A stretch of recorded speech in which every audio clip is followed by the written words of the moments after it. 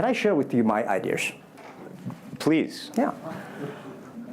First, I think 30 years ago, when I just graduated from universities, I heard America had a wonderful strategy. They outsource the manufacturing job, service jobs. They outsource the manufacturer to Mexico and China, outsource the service job to India. There's a book called The World is Flat. Tom Friedman, colleague at the New York Times. And I think it's a perfect strategy. You know, that the Americans said, we just want to control the IP, we just want technology, we just want the brand, to leave the lower end jobs for the world. Great strategy.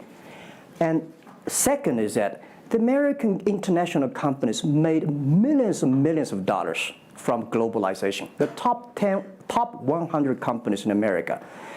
Amazing. I remember when I graduated from university, I tried to buy a beeper, the Motorola beeper. Cost me $250. My pay at that time is $10 a month as a teacher. And the cost of making that beeper is only $8 for a chip. Right. So past 30 years, IBM, Cisco, Microsoft, they made tons of money. The profit they made are much more than the 4 largest banks in China put together, the China Mobile Phone, China Unicom, and whatever you name it, put together. Still, these multinational companies made more money than. So their market cap grew more than 100 times in the past 30 years. But where'd the money go? This is what I'm curious, because as a business people, I always care about the balance sheet. Where's the money coming? Where'd the money go? Past 30 years, the American had 13 wars, spending $14.2 trillion. The money going there. What if they spent a part of that money on building up the infrastructure, helping the white collars and the blue collars? No matter how strategy good it is, you're supposed to spend money on your own people, right? Not everybody can pass Harvard. Like me, they're not good at education, right? We should spend money on those people who are not good at schooling.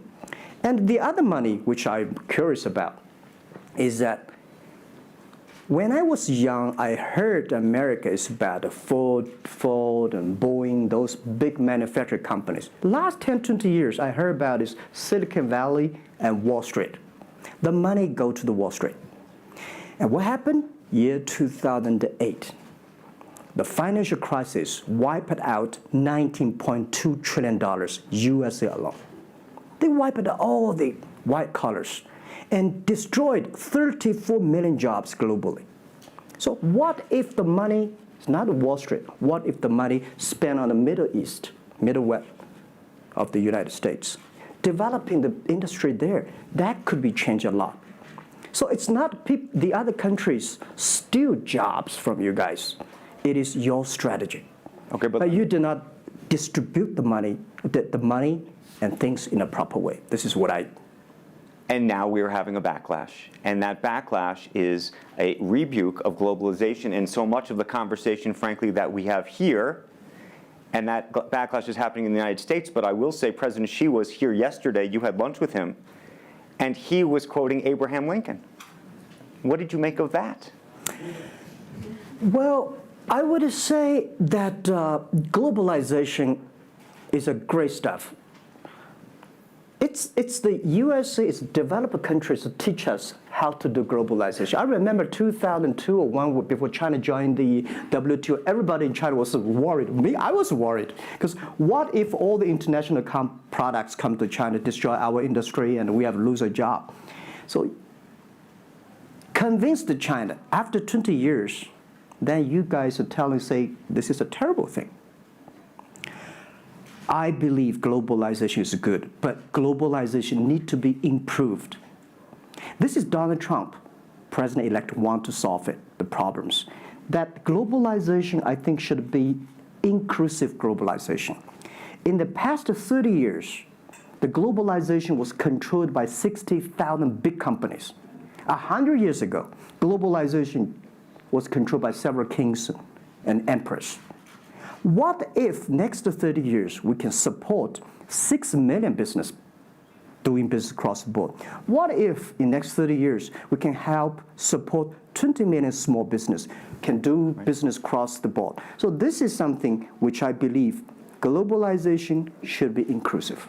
And do you think that the words of President Xi will happen in reality, which is to say that China has largely acted on its own behalf for many, many years, and now is effectively saying that the U.S. needs to continue acting on everybody else's behalf?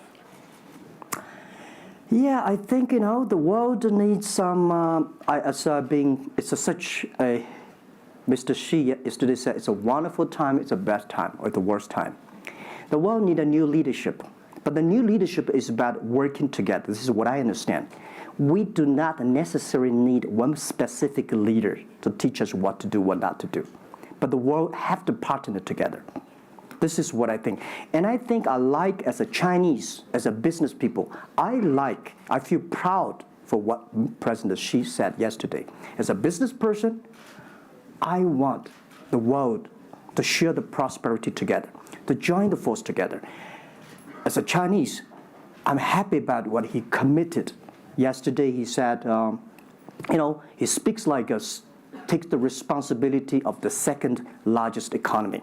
As the China's second largest economy, he has to take some responsibility. This is the first time I heard a Chinese leader make number commitment. He said, next 10 years, we are going to import $8 trillion US. This make me feel excited because China is transforming from exporting to importing. If there's a concrete number, if we can fulfill it, this is going to be huge change to the China and to the world. But don't you think that it's easier today for China to be interested in globalization because of the benefits that can accrue to China because you're continuing to develop than it is for countries that are, quote unquote, developed? Well, first, the WTO rule is not designed by China. It's not made by China. I will say there's something that I want to change. The WTO is designed, a lot of rules designed for big companies in the past 30 years, and only big companies can do it. And China definitely benefit a lot from opening. I think China should learn one thing, that we grow in the past 30 years. It's because we open to the world.